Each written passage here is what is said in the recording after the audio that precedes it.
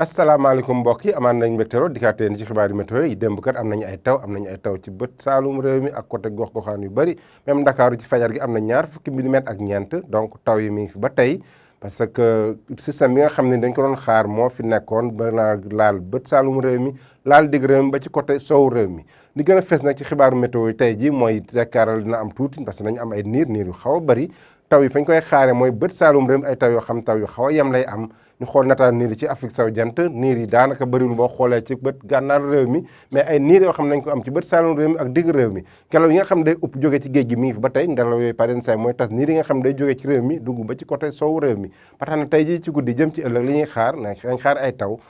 yi ñu ngi koy xaar ci bët saalum réew mi diggante Kédougou Kolda Sédhiou ba Ziguinchor asamaan su lëndëm nañ ko am diggante Tambacounda Kaolack Fatick Ndakaaru ba Mbour par yenn saa ñu am ay taw yoo xam taw yu xaw a yemamaay la ñu am ci diggante bii diggante Kaolack Ndakaaru ba côté Mbour te asamaan su lëndëm la ñu am lu ci bare bu ñu demee ba ci bët gànnaar réew mi foofu tekkaar lañ fay am par yenn saa mu nis par yenn saa itam ñu am weer bu baax a baax ba tax na tàngaayu guddi gi fu muy gën a tuute mooy Mbour mu am ñaar fukki degré ak ñaar mais fu muy gën a fese mooy Podor mu am ñaar fukki degré ak juróom-ñett ñaar fukki degré juróom-ñaar ñu am ko Louga ak Saint-Louis ñaar fukki degré juróom ñu am ko fële ca Ndakaaru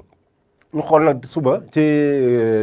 ajuma gi lu ñuy xaar tekkaaral dina continuer ba tey nañ ko am ci digg réew mi ak côté bët gànnaar réew mi ak côté gox-goxaan yu bëri tekkaaral la ñu am ak asamaan soo xam dina leer bu baax jant bi dina feeñ bu baax ànd ak tàngaay boo xam dina fës lool ci bëccëg gi taw yi nag ñu ngi koy xaar ci bët saalum réew mi diggante Ziguinchor Sédhiou Kolda ba côté Kédougou foofu nañ fa xaar ay taw mais fi ci des yëpp tekkaar la ñu am tàngaay woowu nga xam na fës loolu moo tax tàngaay fu muy gën a fësee mooy côté Podor mu am ñeent fukki milimètres ñeent fukki degré din moins tàngaay bu fës lay nekk fanweeri degré ak ñett moom la ñu am ci diggante Mbour ak Ndakaaru foofu mooy gën a tuuti Kolda tamit tàngaay bi du demee noonu na am fanweeri degré ñett parce que taw yi nga xam nañ ko am fan yi moo tax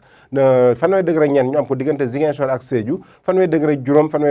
benn ñu am ko diggante Diourbel ak Louga fanweeri degré ñeent ñu am ko fële ca Ndar bu ñu demee ba ci penku fanweeri degré juróom ñeent ñu am ko diggante Matam ak Bakel foofu tamit na tàng lool Tambacounda naka noonu ñu am fanweeri degré juróom foofu tàngaay bi fës donc mbokk yi bu ñu ko tënkee tekkaaral la ñu am ci fan yi parce que amoon nañ taw boo xam jàll na démb daal ba ci côté sow réew mi ba gànnaar réew mi nag ñu ngi fay xaar ay taw ba tey ba ay taw yu xaw a yem bi ñu gën a xaar ay taw daal mooy bët saalum réew mi diggante Casamance ak côté Kédougou donc mbokk yi loolu la ñu amoon di leen ko jox leen dox di daje ba suba ak jàmm wasalaam